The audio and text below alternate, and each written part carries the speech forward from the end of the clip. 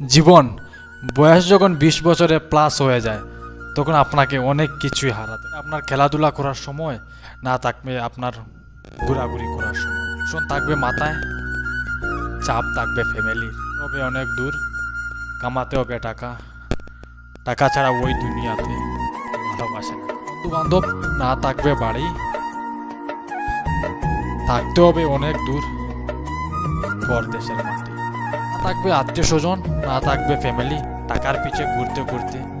জীবন দিবা পারি, পরে তুমি থাকবে অনেক দূরে, ভাবতে গেলে জীবন শেষ আর দেখতে গেলে সময় শেষ। আমাদের জীবনে সেম ওই রকমই, আমাদের যখন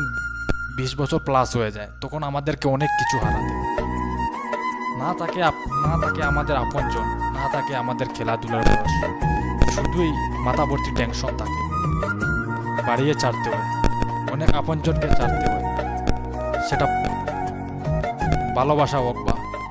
ফ্যামিলির মানুষ, অনেক দূরে আমাদেরকে যেতে হয়।